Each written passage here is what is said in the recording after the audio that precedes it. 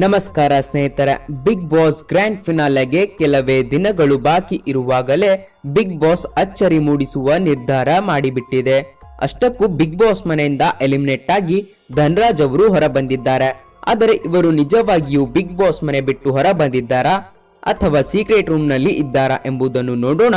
ಅದಕ್ಕೂ ಮುಂಚೆ ನಮ್ಮ ಚಾನಲ್ ಅನ್ನ ನೀವು ಸಬ್ಸ್ಕ್ರೈಬ್ ಆಗಿಲ್ಲ ಅಂದ್ರೆ ಈಗಲೇ ಸಬ್ಸ್ಕ್ರೈಬ್ ಆಗಿ ಹಾಗೂ ಪಕ್ಕದಲ್ಲೇ ಬರುವ ಬೆಲ್ ಐಕಾನ್ ತಪ್ಪದೆ ಕ್ಲಿಕ್ ಮಾಡಿ.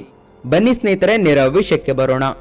ಸ್ನೇಹಿತರೆ, ನಿನ್ನೆ ರಾತ್ರಿ ಬಿಗ್ ಬಾಸ್ ಎಲಿಮಿನೇಷನ್ ಪ್ರಕ್ರಿಯೆ ಮಾಡಿದ್ದು, ಇದರಲ್ಲಿ ಬಿಗ್ ಬಾಸ್ ನ ಎಲ್ಲಾ ಸ್ಪರ್ಧಿಗಳು ನಾಮಿನೇಟ್ ಆಗಿದ್ದರು ಹಾಗೂ ಎಲ್ಲರೂ ತಮ್ಮ ತಮ್ಮ ಸೂಟ್ ಕೇಸ್ ಗಳನ್ನ ರೆಡಿ ಮಾಡಿಟ್ಟುಕೊಳ್ಳಿ, ನಿಮ್ಮಲ್ಲಿ ಯಾರು ಬೇಕಾದರೂ ಹೊರ ಹೋಗಬಹುದು ಎಂದು ಹೇಳಿತು.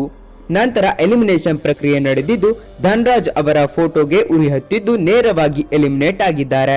ಆದರೆ ಇವರು ನಿಜವಾಗಿಯೂ ಬಿಗ್ ಬಾಸ್ ಮನೆಯಿಂದ ಹೊರ ಬಂದ್ರ ಅಥವಾ ಸೀಕ್ರೆಟ್ ರೂಮ್ ನಲ್ಲಿ ಇರ್ತಾರಾ ಅಂತ ಗೊತ್ತಾಗ್ಲಿಲ್ಲ. ಆದರೆ ಧನ್ರಾಜ್ ಅವರು ಎಲಿಮಿನೇಟ್ ಆಗಿದ್ದು ತುಂಬಾ ದುಃಖಕರ ವಿಷಯವಾಗಿದೆ. ನಿಜ ಹೇಳ್ಬೇಕಂದ್ರೆ ನಮ್ಮ ಇಷ್ಟದ ಪ್ರಕಾರ ಈ ಬಾರಿಯ ಬಿಗ್ ಬಾಸ್ ನ ಗೆಲ್ಲೋದು ಧನ್ರಾಜ್ ಅವರೇ ಅಂತ ಅಂದುಕೊಂಡಿದ್ವಿ.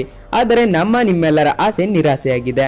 ಆದರೆ ನಮಗೆ ಬಂದಿರುವ ದೊಡ್ಡ ಡೌಟ್ ಎಂದರೆ, ತುಂಬಾ ಜನಪ್ರಿಯ ಮತ್ತು ಉತ್ತಮ ವ್ಯಕ್ತಿತ್ವದ ಧನ್ರಾಜ್ ನೇರವಾಗಿ ಎಲಿಮಿನೇಟ್ ಆಗಿದ್ದು ಕಾರಣ ಬಿಗ್ ಬಾಸ್ ಹೇಳಿಲ್ಲ. ನಿನ್ನೆ ಬಿಗ್ ಬಾಸ್ ಕಾರ್ಯಕ್ರಮ ನೋಡುತ್ತಿದ್ದೆವು. ಧನ್ರಾಜ್ ಅವರು ಎಲಿಮಿನೇಟ್ ಆಗಿದ್ದು ತುಂಬಾ ದುಃಖಕರವಾಗಿತ್ತು. ಆದರೆ ಮುಂದೆ ಧನ್ರಾಜ್ ಅವರು ಎಲ್ಲಿಗೆ ಹೋದರು ಎಂಬುದು ತೋರಿಸಲಿಲ್ಲ. ನಮ್ಮ ಇಷ್ಟದ ಸ್ಪರ್ಧಿಯಾಗಿದ್ದ ಧನ್ರಾಜ್ ಎಲಿಮಿನೇಟ್ ಆಗಿದ್ದು ಸರಿಯಲ್ಲ.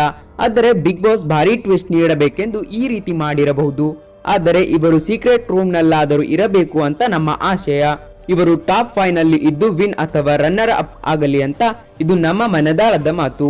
ಆದರೆ ನಿಮ್ಮ ಅಭಿಪ್ರಾಯ ಯಾವ ರೀತಿ ಇದೆ ಎಂಬುದು ಗೊತ್ತಿಲ್ಲ. ನೀವು ಕೂಡ ಇದರ ಬಗ್ಗೆ ನಿಮ್ಮ ಅನಿಸಿಕೆಯನ್ನ ತಪ್ಪದೆ ತಿಳಿಸಿ. ಈ ವಿಡಿಯೋ ನಿಮಗೆ ಇಷ್ಟವಾಗಿದೆ ಅನ್ಕೊಳ್ತೀನಿ. ಈ ವಿಡಿಯೋ ನಿಮಗೆ ಇಷ್ಟವಾಗಿದ್ರೆ ಲೈಕ್ ಮಾಡಿ ಮತ್ತು ಶೇರ್ ಮಾಡಿ. ತಪ್ಪದೆ ನಮ್ಮ ಚಾನಲ್ ಅನ್ನ ಸಬ್ಸ್ಕ್ರೈಬ್ ಆಗಿ. ಈ ವಿಡಿಯೋ ನೋಡಿದ್ದಕ್ಕಾಗಿ ಧನ್ಯವಾದಗಳು.